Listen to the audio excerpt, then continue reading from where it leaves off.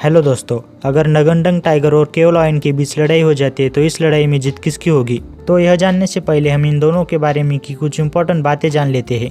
जैसे कि यह दोनों ही प्रजाति हमारे इस धरती से विलुप्त हो चुके हैं, इसलिए यह हमें आज के समय में देखने को नहीं मिलते हैं। जहाँ नगनडंग टाइगर 12,000 साल पहले विलुप्त हो चुके हैं, वही केव लॉयन 13,000 साल पहले विलुप्त हो चुके हैं।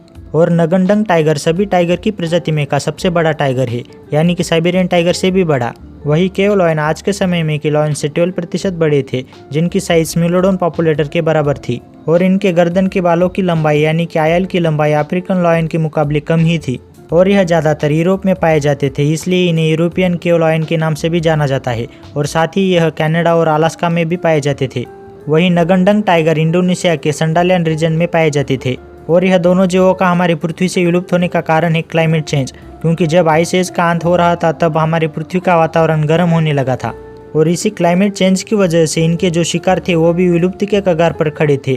इसलिए नगनडंग टाइगर और केव लॉयन को शिकार की कमी आने लगी। इसीलिए भी और एकदम क्लाइमेट चेंज होने के कारण यह दोनों खुद को उस कंडीशन में अडेप्ट नहीं कर पाए, इसीलिए भी यह हमारी पृथ्वी से विलुप्त हो चुके हैं। यानी कि इन्हें खाना ना मिलने की वजह से और खुद को अडेप्ट ना कर पाने की वजह से यह एक्सटिंक्ट हो चुके हैं। और यह दोनों विलुप्त होने की वजह से इनके आमने सामने की लड़ाई होना नामुमकिन है। फिर भी हमें इन दोनों में से कौन ज़्यादा ताकतवर है और कौन जीत सकता है यह देखना है, तो हमें इनके साइज और हंटिंग टेक्निक के बारे में जानना होगा। और हम यह जानने के बाद इसी जानकारी के आधारित पर विनर निश्चित करेंगे। तो आपको इन दोनों में से विनर कौन होगा यह जानना है, तो आप हमारा यह वीडियो लास्ट तक जरूर देखिएगा।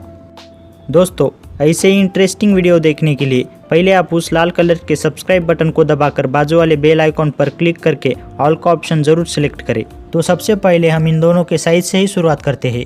नगनडंग टाइगर लंबाई में करीब 3.5 मीटर से लेकर 4.1 मीटर तक हो सकते हैं, जिसमें इनकी पूंछ भी शामिल है। और इनकी शोल्डर तक की हाइट 1.2 मीटर तक हो सकती है। वही केव लॉयन लंबाई में करीब 3 मीटर से लेकर 3.5 मीटर तक हो सकते हैं, जिसमें इनकी पूंछ भी शामिल है। और इनकी शोल्डर तक की हाइट 1.2 मीटर तक हो सकती है। और इनका एवरेज वेट 300 किलो से लेकर 340 किलो तक हो सकता है।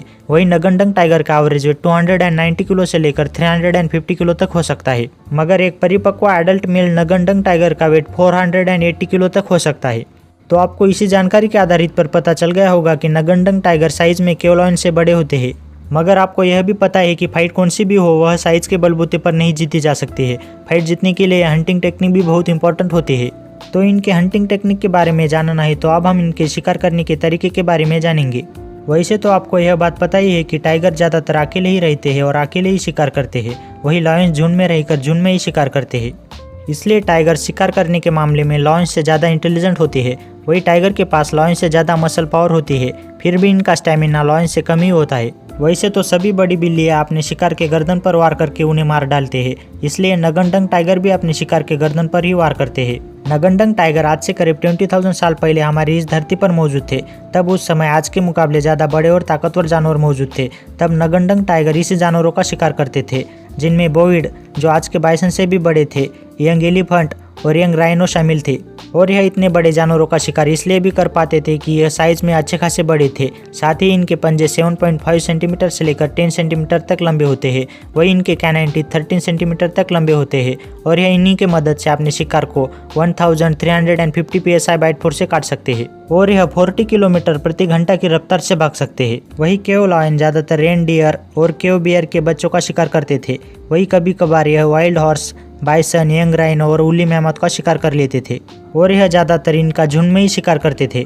और इन्हें भी अपने शिकार को मारने के लिए 6 सेंटीमीटर से लेकर 9 सेंटीमीटर तक लंबे पंजों की मदद लेनी पड़ती थी। और साथ ही यह 10 सेंटीमीटर तक लंबे कैनाइन टीथ की भी मदद लेते थे। और यह इन्हीं की मदद से अपने शिकार को 1800 psi बाइट फोर्स से काट सकते हैं। और यह 50 किलोमीटर प्रति घंटा की रफ्तार से भाग सकते हैं।